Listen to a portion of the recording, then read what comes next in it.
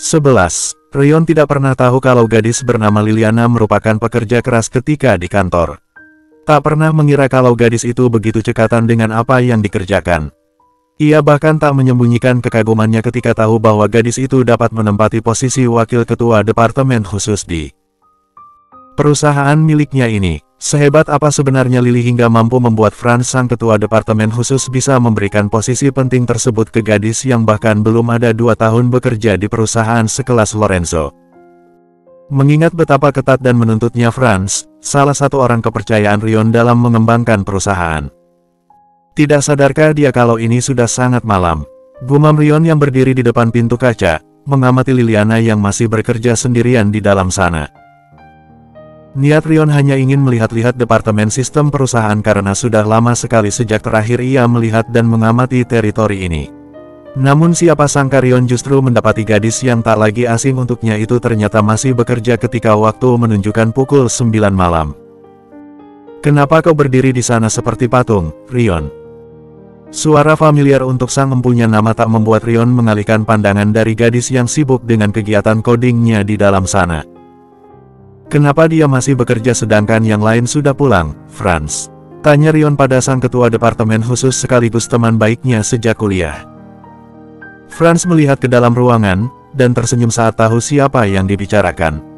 "Ah, dia memang suka seperti itu. Dia tidak akan berhenti sebelum yang dia kerjakan selesai," jawab Franz. "Kudengar dia adalah wakil ketua departemen khusus, bagaimana bisa kau memberikan posisi itu ke gadis muda yang bahkan belum ada 2 tahun bekerja di sini?" tanya Rion lagi, ingin tahu lebih banyak tentang gadis di dalam ruangan itu. "Dia jenius, tapi problem solving dia luar biasa, itu yang membuatku berani menempatkannya di posisi penting itu." Kini Franz berdiri di samping Rion, sama-sama memerhatikan bagaimana Liliana bekerja di balik komputernya. "Apa pernah terjadi sesuatu dan dia ikut andil? Alasan kenapa kau menjadikannya wakil ketua?" tanya Rion lagi. Franz mengangguk. "Sistem perusahaan kita pernah dibobol oleh orang tak dikenal sekitar 8 bulan lalu. Semua sistem perusahaan kacau, tidak bisa diakses, dan terlebih lagi semua data perusahaan nyaris dicuri saat itu. Aku sendiri bahkan kewalahan untuk menggagalkan penyerangan itu.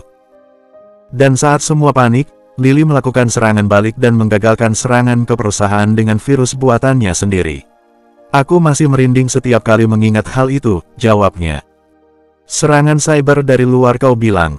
Jangan bilang serangan yang kau laporkan waktu itu, yang kau bilang telah menangkap pelakunya."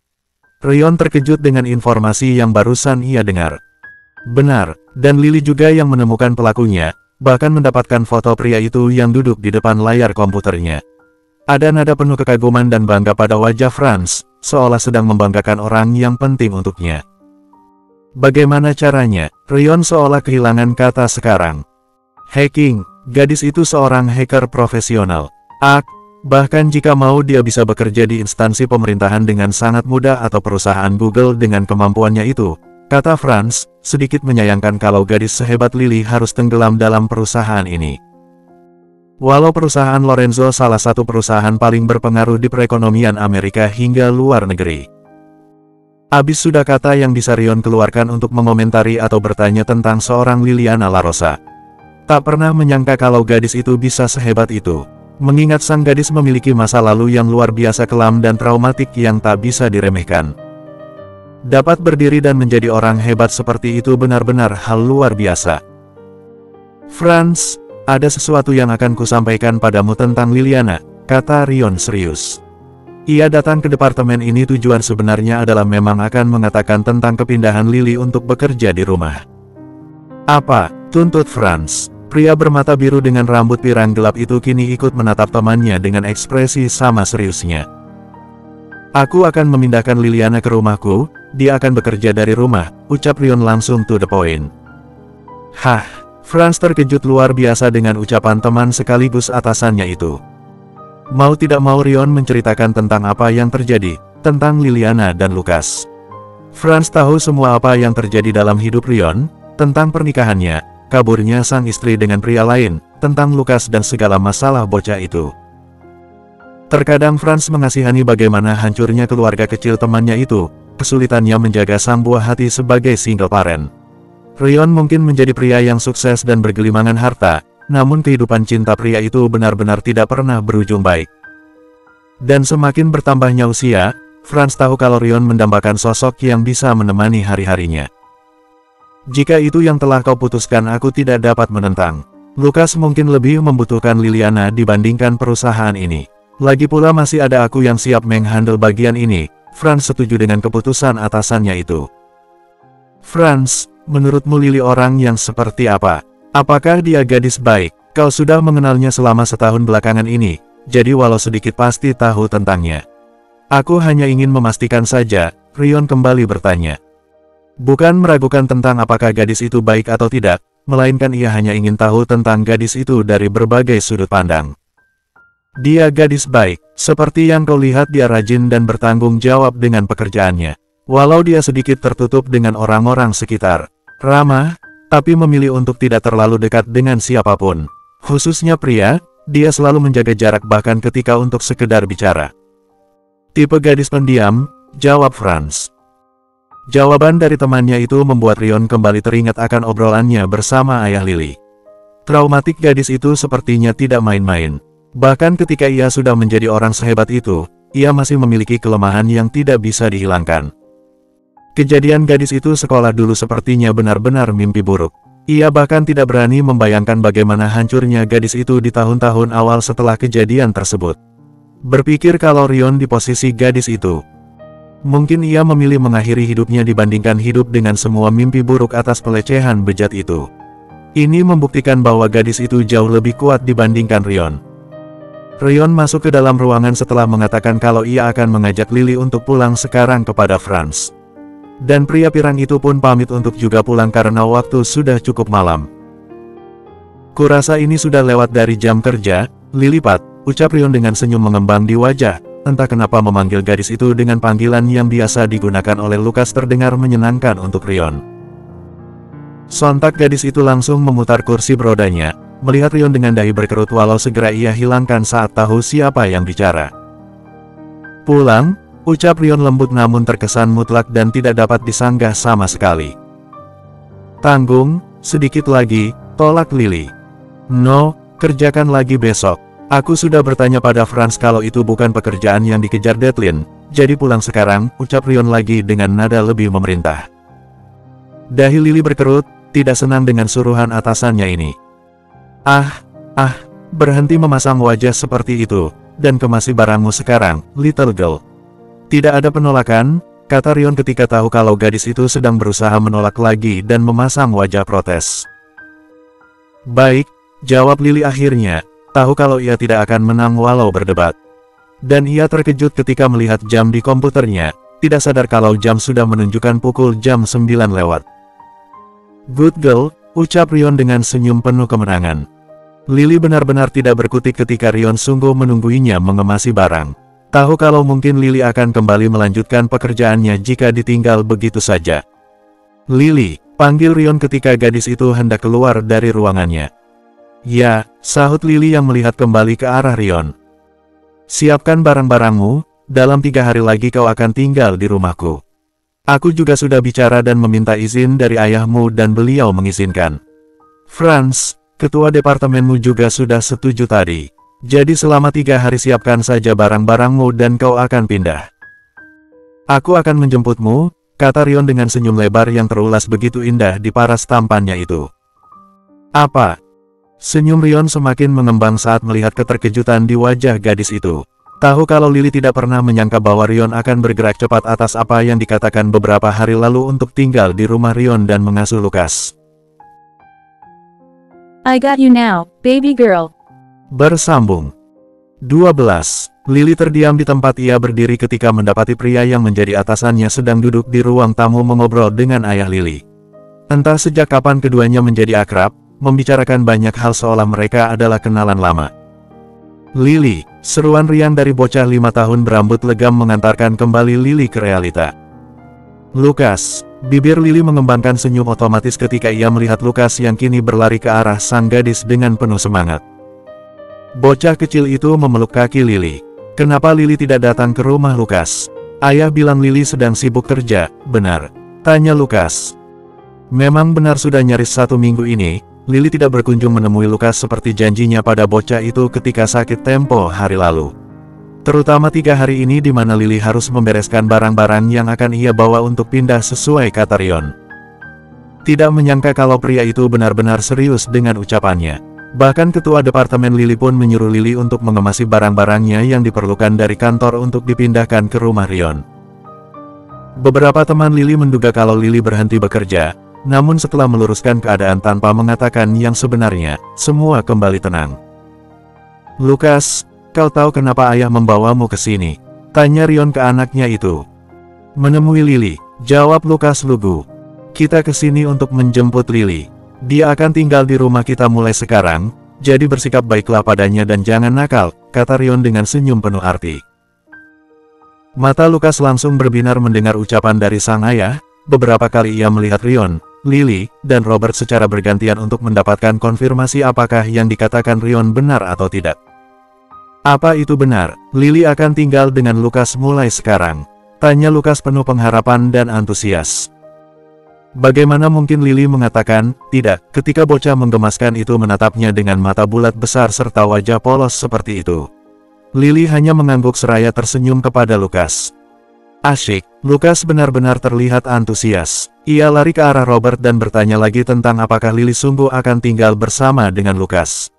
Tidak ada lagi ketakutan pada diri Lukas terhadap Robert seperti saat hari pertama Lily membawa bocah itu ke rumah ini setelah menyelamatkannya. Lily kini menatap Rion, dan mendapati Rion hanya tersenyum penuh arti kepada gadis itu. Lagi-lagi dahi sang gadis berkerut dalam, tanda kalau ia protes. Lily sadar dengan jelas kalau Rion sengaja membawa serta Lukas ke sini agar Lily mau pindah. Pria itu tahu kalau Lily tidak bisa menolak apapun yang diinginkan oleh bocah menggemaskan itu. Dan hal itu digunakan oleh Rion agar Lily setuju untuk pindah tanpa harus berdebat panjang bahkan menolak.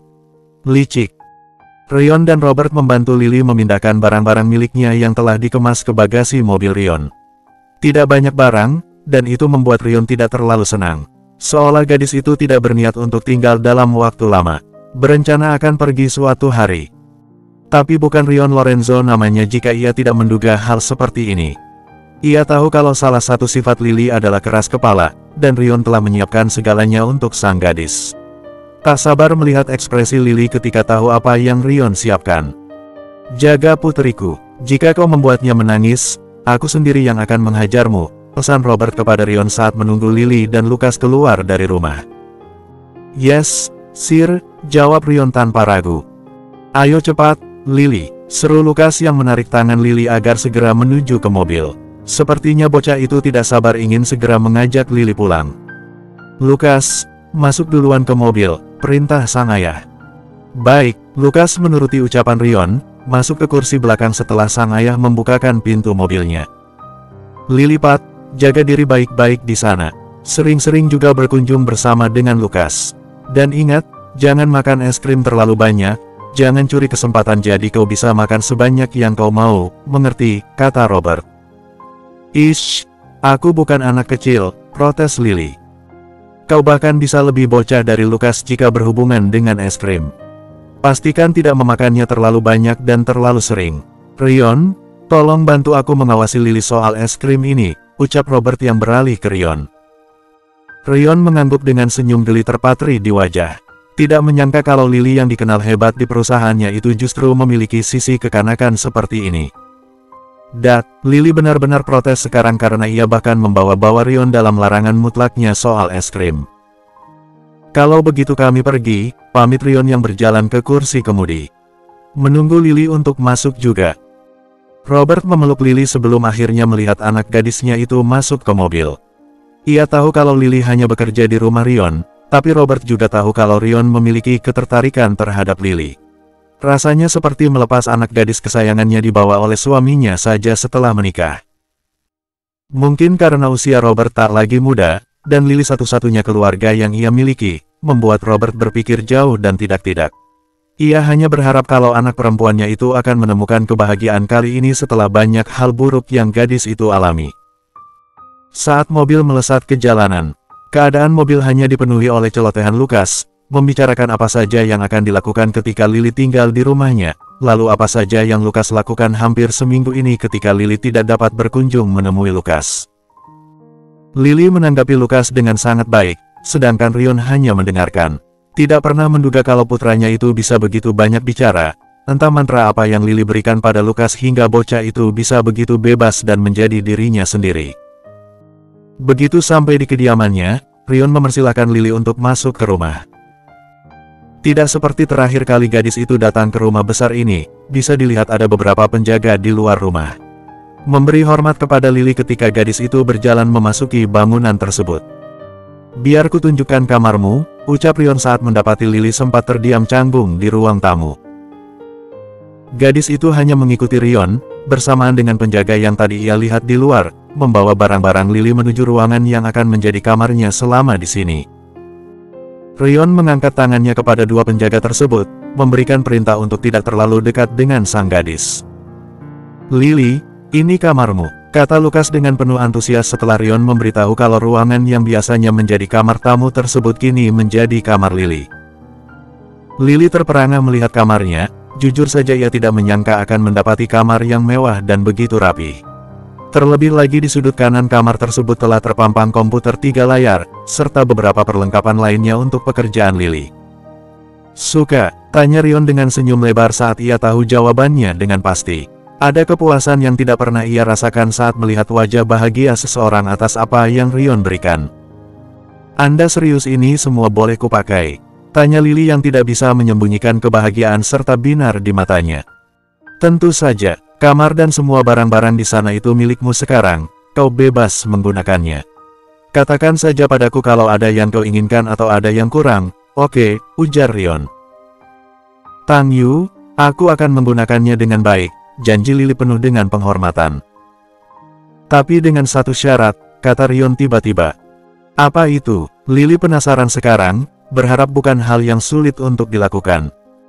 "Panggil aku Rion mulai sekarang dan anggap ini sebagai rumahmu sendiri.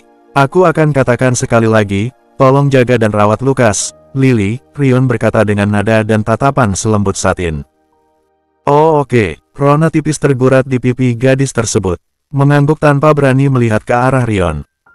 Senyum lagi-lagi mengembang di wajah Rion saat ia mendapati ekspresi malu-malu milik Lily. "Ah, why you so fucking cute, Lily. Kau sungguh selalu bisa mengetes kesabaranku sebagai pria setiap saat," batin Rion yang kembali berteriak ketika melihat bagaimana reaksi sang gadis. Pria itu hanya mampu mengepalkan tangan dengan kuat, menahan diri untuk tidak menyentuh gadis itu apalagi melakukan apa yang ada di pikirannya, memojokkan sang gadis ke dinding dan melumat bibir ranum itu hingga Rion puas. Ingatkan dirinya kalau ada Lukas di sini dan juga orang-orang Rion. Membuat pria itu sebisa mungkin menahan diri. Bersambung. 13. Stop call me like that, princess, ucap Rion seraya melipat tangan di dada, menatap gadis di depannya yang kini sedang mengerutkan dahi karena protes. "Tapi Anda atasan saya, bagaimana mungkin saya harus bersikap tidak sopan seperti itu dengan memanggil nama Anda secara tidak langsung," protes Lily yang entah telah berapa kali. "Kau tidak sedang di kantor, tapi di rumahku. Dan aku tidak suka dengan segala formalitas seperti itu. Panggil aku Rion dan berhenti memanggilku bos, paham? Aku tidak menerima penolakan. Jika tidak memanggilku dengan namaku maka kau dilarang makan es krim," ancam Rion dengan wajah serius. Walau dalam hati pria itu tersenyum lebar melihat mimik wajah sang gadis saat ini. Lily terdiam dengan wajah tidak setuju, ingin kembali protes tapi membungkam diri karena pria itu mengancam menggunakan hal yang paling Lily suka.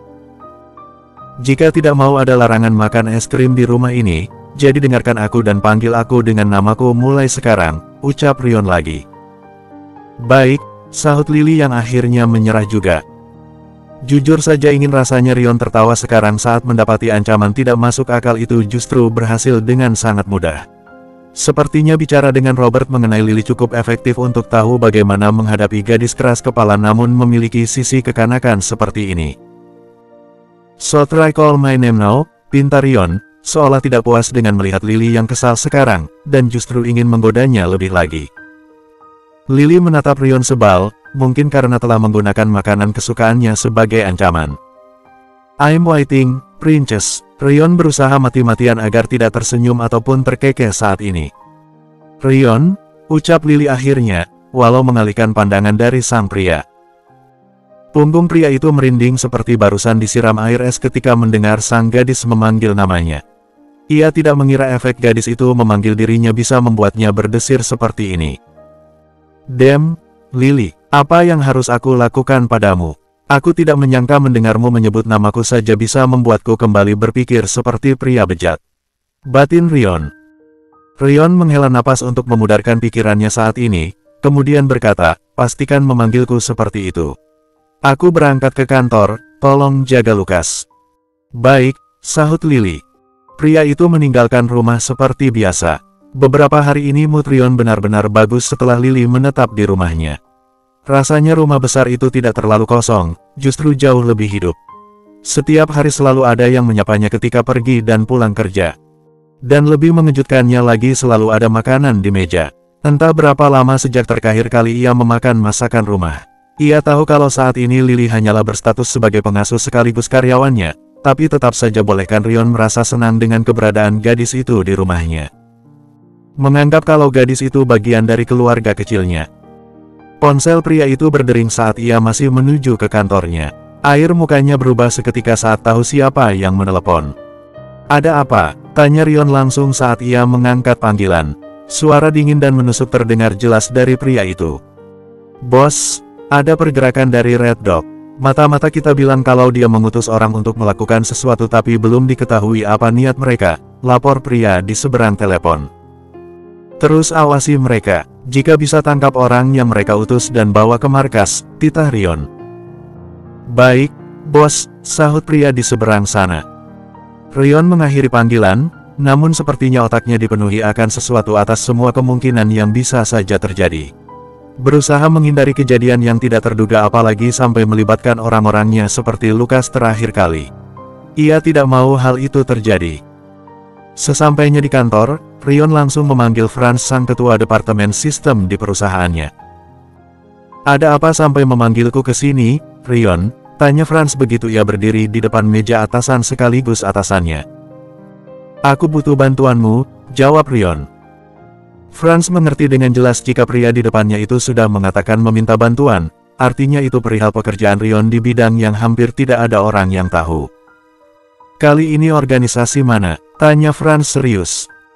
Red Dog, bawahanku bilang kalau ada pergerakan dari mereka tapi tidak ada informasi yang bisa didapatkan tentang apa yang mereka akan lakukan. Sepertinya mereka merencanakan sesuatu yang cukup berbahaya kali ini, carikan aku informasi itu, masuk ke jaringan mereka. Kata Rion yang entah kenapa perasaannya memang tidak tenang kali ini tidak seperti biasanya. Akan ku coba, setahuku Red Dog punya firewall tingkat atas untuk sistem mereka, akan membutuhkan banyak waktu untuk mengambil data dan mencari informasi dari mereka, Franz berkata dengan sikap yang kini memperlihatkan antara bawahan dan atasan sekarang. Kuserahkan padamu, ucap Rion.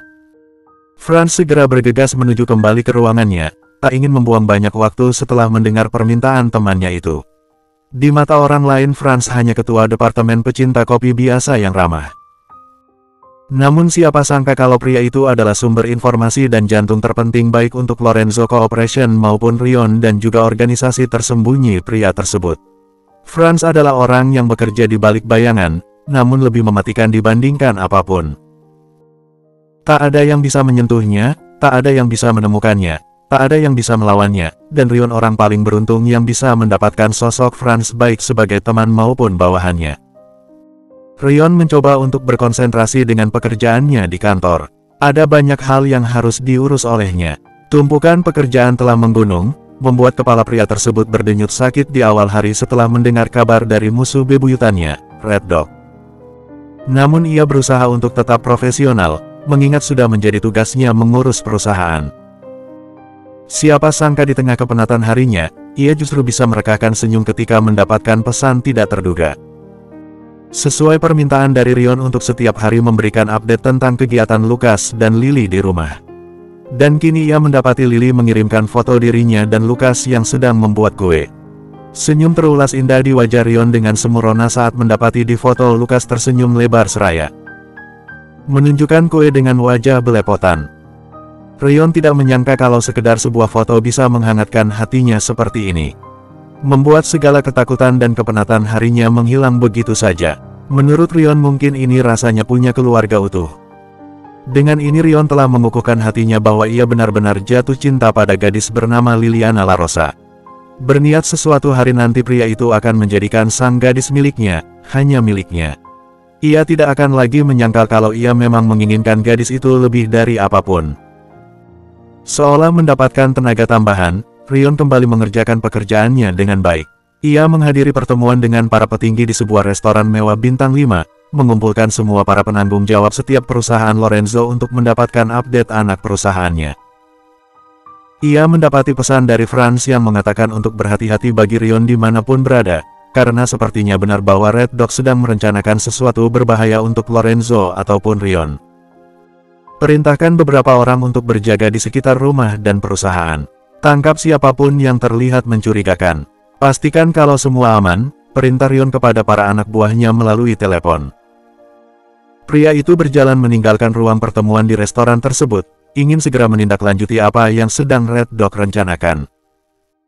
Tangan Rion terhenti ketika hendak membuka pintu mobil saat ia mendapati telepon masuk dari Lily.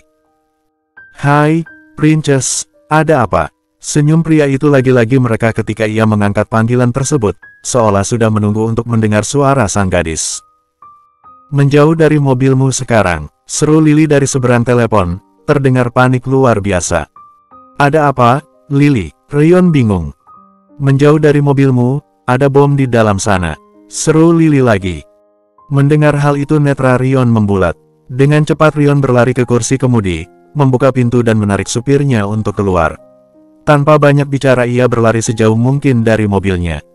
DUARR. Dan benar saja mobil mewah itu meledak dalam hitungan detik dengan kuat. Netra Rion menatap horor mobil yang telah terbakar itu, pikirannya sedikit kosong saat ini. Nyawanya nyaris saja melayang. Jika ia tidak mengangkat telepon dari Lily, mungkin Rion telah tenggelam dalam kobaran api yang bergolak tanpa ampun itu. "Bagaimana kau bisa tahu, Lilipat?" gumam Rion yang masih mengumpulkan pikirannya atas apa yang terjadi dalam kurun waktu cepat barusan. Bersambung 14. Rion melihat Dante yang keluar dari mobil dengan wajah panik. Pria berambut perunggu itu berlari kecil ke tempat atasannya yang sedang berdiri tak jauh dari mobil yang kini telah padam dari kobaran api. Menyisakan orang-orang yang berkerumun untuk melihat sumber ledakan 1 jam lalu. Beruntung karena polisi dan pemadam kebakaran sigap, sehingga tidak ada kerusakan yang terdampak dari meledaknya mobil Rion itu. "Kau baik-baik saja?" tanya Dante, menatap atasan yang juga kawan baiknya itu dari ujung rambut hingga ujung kaki. Memastikan tidak ada luka pada pria itu. "Aku baik-baik saja, Lily menyelamatkanku," jawab Rion dengan wajah yang tampak memikirkan hal serius. Tentu hanya satu hal yang memenuhi kepalanya saat ini, Lily. "Lily, bagaimana bisa?" tanya Dante bingung, ia tidak melihat ada sosok gadis itu di sini. "Dia meneleponku tepat sebelum aku masuk ke mobil. Memberitahu kalau ada bom di dalam mobil dan akan segera meledak," Rion menjawab dengan rahang mengeras. Bagaimana bisa dia tahu? Dante benar-benar bingung sekarang. "Itulah yang sedang kupikirkan sejak tadi. Dan karena kau sudah ada di sini, kuserahkan masalah ini padamu. Aku akan pulang dan bertanya tentang semua ini padanya," ujar Rion menghela napas panjang. "Baik, aku akan ke sana setelah selesai membereskan yang di sini." Dante mengerti dengan jelas apa yang harus ia lakukan. Rion masuk ke dalam mobil yang telah disiapkan oleh Dante. Duduk di kursi belakang dengan pikiran yang masih tidak tenang. Ia hanya melihat keluar jendela. Untuk pertama kalinya tidak ingin memikirkan segala kemungkinan. Segala hal terburuk atas alasan bagaimana Lily bisa tahu tentang bom tersebut. Ia yakin kalau gadis itu bukanlah gadis jahat. Begitu ia sampai di depan rumah besarnya, ia menghampiri para penjaga untuk meminta informasi akan 2 orang yang mereka jaga. Nona Lily dan Tuan Lukas tidak pergi kemanapun hari ini. Mereka seharian ada di dalam rumah, jawab salah satu penjaga ketika Rion bertanya tentang aktivitas Lily dan Lukas seharian ini. Rion hanya menganggukkan kepala, kemudian berjalan masuk ke dalam rumah. Pria itu mengerutkan dahi saat tidak mendengar suara dari Lily ataupun Lukas sama sekali. Ia berjalan ke kamar Lukas dan tidak mendapati kehadiran anaknya di sana. Begitu juga di dapur dan ruang tamu hingga ruang bermain sang anak. Rion berjalan ke kamar Lily, mendapati pintu kamar tersebut terbuka. "Lily," panggil Rion saat ia melihat komputer-komputer di meja sang gadis menyala. Menampilkan game diperuntukkan untuk anak-anak dimainkan namun tak ada pergerakan sama sekali. Kekhawatiran Rion menghilang begitu saja saat ia mendapati Lily tertidur di kursi sofa besar yang pria itu siapkan untuknya. Sofa lembut agar gadis itu nyaman saat bekerja di depan komputer untuk waktu lama. Sepertinya mereka tertidur saat bermain game, batin Rion saat ia melihat Lily tertidur bersama dengan Lukas dalam pangkuannya. Rion mengambil Lukas pelan-pelan dari tubuh Lily, kemudian membawa bocah itu ke kamarnya. Ia merebahkan tubuh sang anak, menyelimutinya dan mencium kening sang putra sebelum meninggalkan kamar Lukas. Langkah pria itu kembali menuju ke kamar Lily yang masih tertidur dengan nyenyak di kursi sofa depan meja komputer. Tersenyum kecil saat melihat betapa nyenyak sang gadis dalam buaian tidur. Berpikir kalau Lily kelelahan setelah menjaga Lukas seharian. Sebenarnya ia tidak ingin mengganggu tidur gadis itu, tapi ada yang perlu ia tanyakan mengenai kejadian hari ini. Ia tidak bisa menunggu hingga besok, takut kalau kejadian berbahaya seperti yang terjadi sore tadi terulang lagi. Lebih-lebih terhadap Lukas. "Lily," panggil Rion, membangunkan gadis itu dengan menepuk lembut pundaknya. Setelah tepukan beberapa kali, gadis itu membuka mata. Masih linglung dengan keadaan sekitar karena sepertinya pikiran gadis itu belum terkumpul.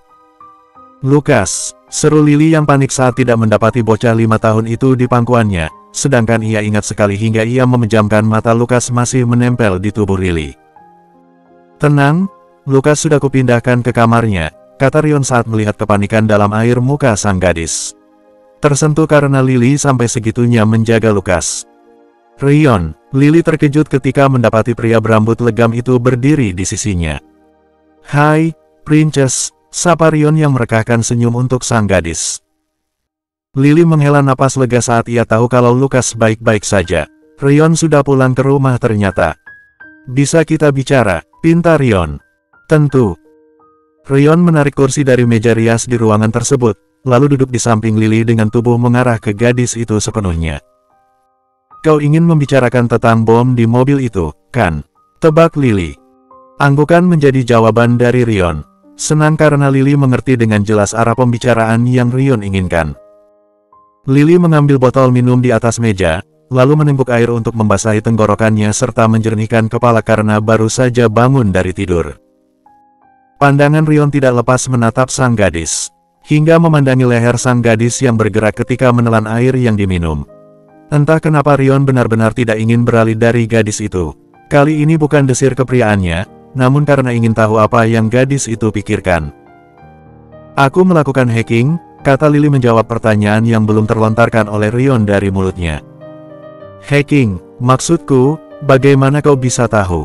tanya Rion. Bahkan Franz yang Rion mintai tolong sejak pagi saja belum mendapatkan kabar apapun mengenai akan adanya serangan, diperuntukkan untuk Rion pula.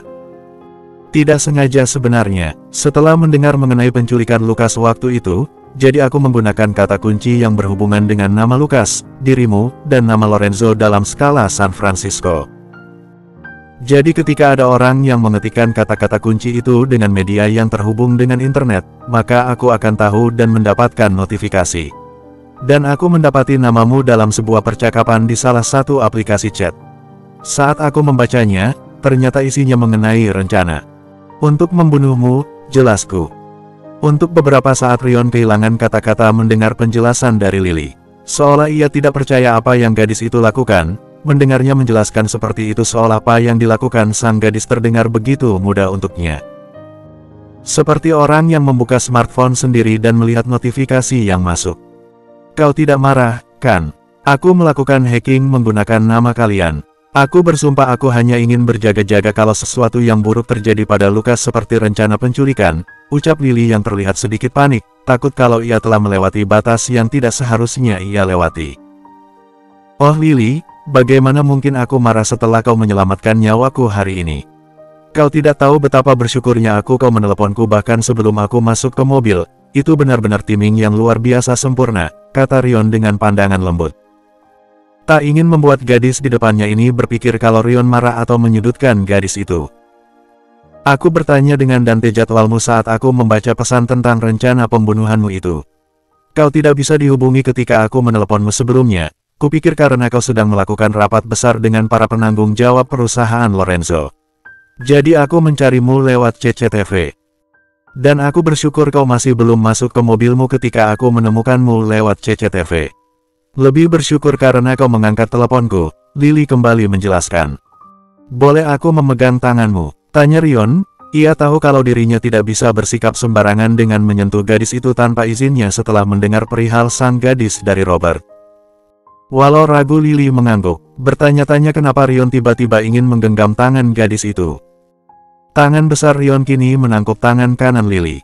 Ia mengarahkan tangan itu ke pipi pria itu dan berkata, "Sungguh aku benar-benar berterima kasih atas bantuanmu hari ini, Lily. Aku tidak tahu kekacauan apa yang akan terjadi jika aku ikut meledak dalam mobil itu.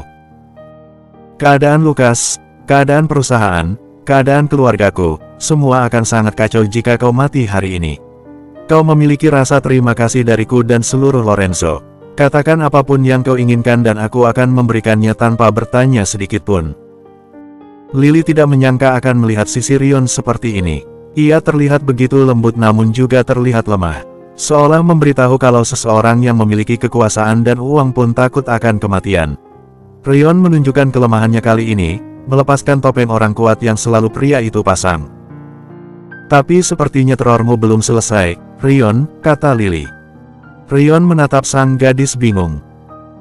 "Dari chat yang kubaca tentang rencana pembunuhanmu, hal yang mengancam nyawamu akan terus berlanjut sampai kau menangkap orang yang merencanakan dan menjalankan rencana itu," Lily berkata dengan nada dan wajah serius. Bagaimana gadis itu tidak serius jika di sini yang sedang dipertaruhkan adalah sebuah nyawa? "Lily, aku butuh bantuan dan juga kemampuanmu. Boleh aku meminta bantuanmu?" pinta Rion, memastikan kalau ia tidak memerintah dan justru membiarkan gadis itu memilih. Namun Lily menggelengkan kepala, membuat Rion menatap gadis itu dengan pandangan, "Kenapa? Yang begitu kental?" Bersambung. 15. "Lily, aku butuh bantuanmu dan juga kemampuanmu. Boleh aku meminta bantuanmu?" pinta Rion, memastikan kalau ia tidak memerintah dan justru membiarkan gadis itu memilih. Namun Lily menggelengkan kepala, membuat Rion menatap gadis itu dengan pandangan, "Kenapa? Yang begitu kental? Tanpa diminta pun aku pasti akan membantu. Tapi mungkin ada beberapa hal yang ingin kutanyakan mengenai hal ini," ucap Lily. Ia tidak menolak permintaan Rion untuk membantunya, justru setelah apa yang terjadi membuat Lily merasa takut kalau sesuatu yang jauh lebih berbahaya akan terjadi. "Akan ku jawab apapun yang ingin kau tanyakan jika itu bisa membuatmu membantuku," kata Rion yang ia yakin kalau suatu hari Lily akan tahu apa yang sebenarnya terjadi dan kenapa bisa terjadi hal berbahaya mengancam nyawa. "Kau mafia?" tanya Lily tanpa aba-aba, seolah nyali gadis itu begitu besar hingga berani bertanya hal seberbahaya itu. Rion menatap Lily dengan netra melebar, terkejut ketika gadis itu bertanya hal di luar dugaan. "Kenapa kau bertanya hal itu?" tanya Rion balik. "Red Dog organisasi bawah tanah yang melakukan hal-hal ilegal hingga penjualan manusia, dan mereka memiliki satu musuh bebuyutan yang sering sekali disebut dalam beberapa catatan data mereka. Phantom organisasi, nama musuh bebuyutan mereka, dan namamu ada dalam catatan organisasi itu," jawab Lily dengan raut luar biasa serius. Lagi, Rion menatap Lily lekat. Ia seakan mencoba membaca pikiran dari Lily saat ini. Entah kenapa sedikit ketakutan dalam diri Rion jika gadis itu mengetahui siapa Rion sebenarnya. Dan sama seperti Rion, Lily juga kini melakukan hal yang sama dengan sang pria, namun ia mencari sebuah kebenaran dan juga kebohongan di dalam mata biru tersebut. "Apa yang kau tahu tentang Phantom?" tanya Rion lagi, ingin melihat lebih jauh jalan pikiran Lily sebelum Rion menjawab pertanyaan awal sang gadis tentang diri Rion. Phantom, organisasi bawah tanah yang ternyata mengambil alih perekonomian di San Francisco bahkan hingga beberapa tempat di Amerika sejak 10 tahun terakhir. Phantom juga bahkan mengendalikan media massa dan pemerintahan San Francisco. Jadi kota ini seperti kerajaannya, semua di bawah kendali Phantom. Tidak hanya itu, Phantom juga melakukan beberapa hal ilegal, baik dari perjudian hingga jual beli senjata. Tapi sepertinya ada beberapa organisasi lama yang tidak menyukai Phantom dan ingin menghancurkannya. Dan Rion Lorenzo adalah pimpinan dari Phantom, jabar Lily dengan takut-takut. Sepertinya ia telah memasuki dunia yang tidak seharusnya ia injak. Ini sudah jauh di luar nalarnya. Benar, Semua yang kau katakan tentang Pantom itu benar. Dan soal aku pemimpinnya juga. Jawabanmu tentang aku mafia, juga benar. Rion menjawab semua pertanyaan Lily dalam satu kalimat. Lily menatap Rion seolah memiliki begitu banyak pertanyaan tapi juga tidak ada satu kata pun yang bisa ia lontarkan untuk bertanya. Seakan dirinya takut untuk menemukan kebenaran lebih jauh tentang pria di depannya ini. Kau takut, duga Rion setelah melihat air muka sang gadis. Ya, aku takut, tapi lebih tidak menyangka kalau aku akan menemukan hal seperti ini padahal aku hanya melakukan jaga-jaga terhadap Lukas, jawab sang gadis. Bingung harus bereaksi seperti apa. Seperti yang kau tahu perusahaan Lorenzo termasuk perusahaan tertua di kota ini bahkan untuk beberapa tempat di Amerika. Untuk menunjang perusahaan skala besar, Lorenzo harus memiliki topangan yang tidak bisa digoyahkan. Uang adalah salah satu kuasa mutlak di dunia ini, dan untuk menyetabilkan perusahaan Lorenzo semua topangan harus ada dalam segala sisi. Dan uang paling cepat didapatkan dengan cara ilegal. Tapi tenang saja, Pantom hanya mengeksploitasi barang bukan manusia. Kami tidak menjual belikan manusia, justru kami menghentikan hal itu yang selalu dilakukan beberapa organisasi bawah tanah di kota ini maupun benua ini. Jelas Rion dengan tenang, mengusap punggung tangan sang gadis itu membuat Lily merasa aman dan tahu kalau Rion bukan orang yang perlu ia takutkan. Apakah kau sering terancam nyawanya seperti hari ini? Tanya Lily, ekspresinya berubah menjadi kekhawatiran dan itu mengejutkan Rion. Pria itu mengangguk dan berkata, termasuk kejadian penculikan Lukas kemarin. Itu ulah dari orang yang sama, Red Dog. Jujur aku takut, sepertinya aku masuk dalam hal yang tidak seharusnya aku ketahui. Tapi aku juga tidak bisa mengabaikannya mengingat Lukas juga bisa saja terlibat kapanpun dan kau juga, seperti hari ini. Terlambat setengah menit saja, maka kau akan menghilang, kata Lily dengan pergumulan hati dan pikiran. Tahu kalau ia bukanlah ranah dirinya. Aku tidak menyangka kalau kau bisa menemukan tentang Pantom dan lainnya dalam waktu singkat, sedangkan Pantom bekerja dalam bayangan. Sistem Pantom pun yang paling terbaik demi menjaga rahasia di dalamnya. Kini aku tahu kenapa Franz menarikmu ke Lorenzo bahkan ketika sebelum kau lulus. Kemungkinan besar Franz ingin menjadikanmu sebagai penggantinya untuk membantu Lorenzo dan Pantom jika sesuatu terjadi padanya atau ketika ia telah pensiun nanti. Rion kini sungguh mengakui betapa jeniusnya Lily. Franz anggota Pantom juga. Lily terkejut mendengar kabar barusan ini. Rion mengangguk, dia jantung Lorenzo dan Pantom. Lily benar-benar tidak menyangka kalau orang yang ia hormati itu jauh lebih luar biasa dan mengerikan. Pria parubaya yang selalu melemparkan candaan garing ke rekan-rekan kerjanya itu ternyata justru memiliki sisi tak disangka. Jadi setelah kau tahu semua ini, apa yang akan kau lakukan? Tanya Rion. Ia takut sekarang kalau gadis yang telah menempati sisi terdalam hati Rion akan pergi setelah mendengar tentang Rion dan juga siapa pria itu sebenarnya. Apa boleh aku tetap seperti ini? Jujur aku sudah merasa nyaman dengan semua ini.